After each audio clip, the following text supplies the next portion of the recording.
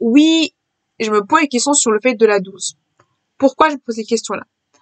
Parce que j'ai l'impression, c'est un jour, de quand je mets la dose, oui, il y a toute l'agitation de la dose, et que petit à petit, plus je fais la sonneuse, plus j'ai l'impression que la dose disparaît de plus en plus. Parce qu'en une semaine, les ondes disparaissent en une minute.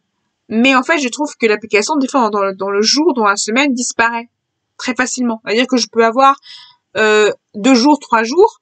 C'est-à-dire que le lundi, le mardi, le lundi où j'ai pas ça, je pense pas, mais le mardi, ça va. Donc le mercredi, jeudi, j'arrive bien, mais le vendredi, j'ai l'impression d'avoir plus les effets du tout. Ou des fois, ça dure que un jour, où j'ai vraiment les effets forts, et des jours où ça disparaît. Donc, des fois, en fait, j'apprends tout ça. Et je me pose la question de est-ce que je dois augmenter la testostérone ou pas? Parce que je me dis, si j'augmente trop, maintenant, ça va faire trop pour moi. Mais en même temps, j'ai l'impression, dans mon ressentiment personnel, que ce n'est pas assez. Mais en même temps, je dois rester patient et patiente. Parce que je sais tout simplement que l'excellence ne fait pas en un jour, que la paupière ne fait pas en un jour. Je m'en rends compte. Après, l'effet émotionnel que j'ai actuellement, parce que j'ai un effet émotionnel, bien sûr, j'ai l'équilibre émotionnel qui commence à se développer, donc l'équilibre émotionnel, le côté psychologique, le côté émotionnel et psychologique commence à se développer, le côté physique aussi, j'ai tout le côté physique et psychologique qui est déjà formé, le côté psychologique est formé, le côté psychologique et mental est formé. Et pourtant, je suis les bonnes doses. Mais des fois, j'ai l'impression que ce n'est pas forcément assez dosé. J'ai l'impression que forcément, c'est pas assez dosé. Et que oui, c'est bien en accord avec mon corps et avec ce que j'ai. Mais en même temps, il faut que je sois très patient. Parce que je sais que c'est lenteur. Et que de bien, c'est 1,1 ou 1,15 mg. Ou c'est des fois 1,10 mg. Et que les effets sont forcément des grammes. Et que tout dépend du corps de la personne. Et tout dépend peut-être 1 mg ou 2 mg ou 0,1 mg de testostérone. Ou peut être de milligrammes de testostérone et par gel, tout ça. Gel et testostérone, c'est pas du tout pareil. Et je m'en compte très bien que ce n'est pas du tout pareil les mêmes gels. Et par injection.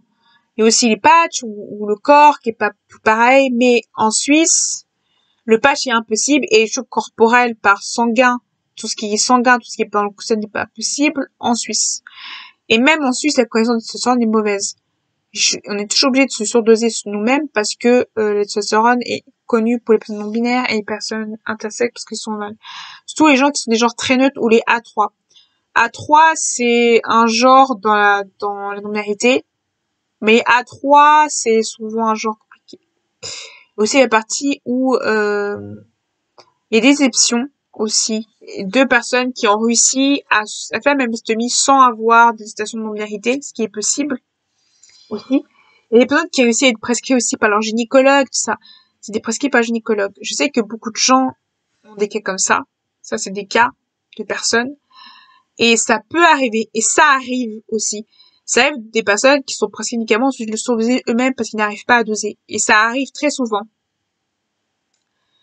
Et je dirais que c'est un tout petit peu mon cas, on dirait, c'est un tout petit peu mon cas, parce que j'en viens un peu obligée de gérer le côté administratif, le côté moi-même, et ça est un poids. Parce que finalement, les médecins ne connaissent pas tout ça, et le fait qu'ils ne connaissent pas la non-binarité comme je connais, et qu'ils connaissent la trans-non-binarité, mais pas la non-binarité, parce que les hormones peuvent être femmes ou hommes, mais aussi le fait que les testostérone pour personnes trans, c'est des personnes qui veulent vraiment rapidement avoir les effets.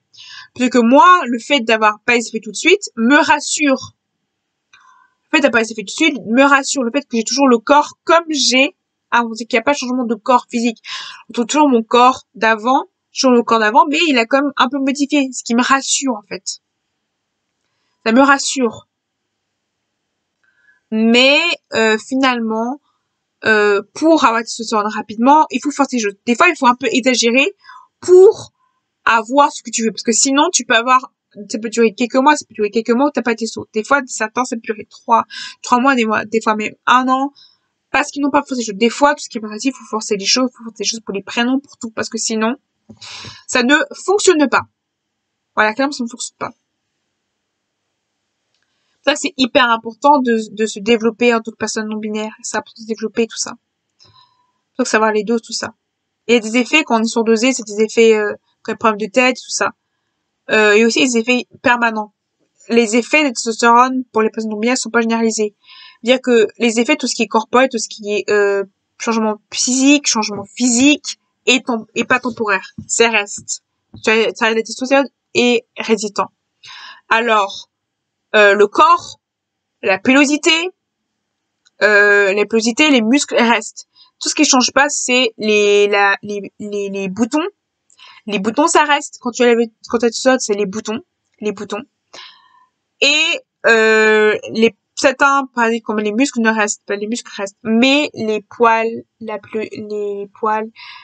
tout ce qui est boutons, tout ce qui est du sang, le corps, tout ce qui est parce qu'en fait aussi choses invisibles comme les du sommeil, la sexualité, le corps, le sanguin aussi qui est important parce que tout ça change, la sensibilité du corps, tout ça change et ça change complètement.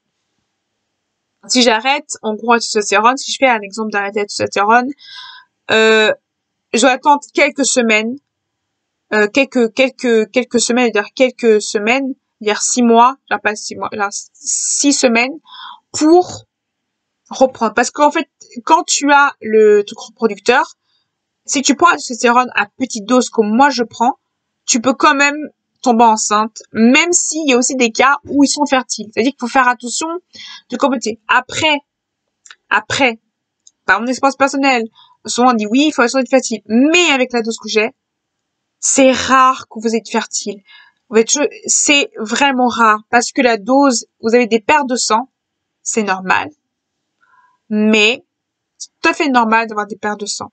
C'est normal. Vous voyez que votre menstruation, ça veut dire que votre utérus marche toujours. Mais ça peut arriver, et ça arrive souvent non binaire, qu'il y a une surdose de testostérone. Et ça peut arriver que beaucoup de non binaires arrêtent la testostérone et arrêtent la testostérone et reprennent la testostérone parce que ils ont des réflexions différentes et parce que ça a jamais de vrai. Mais ça arrive très souvent.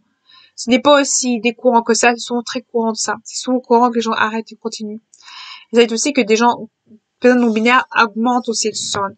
C'est pas parce que vous êtes masculin que vous n'êtes pas non binaire. Voilà.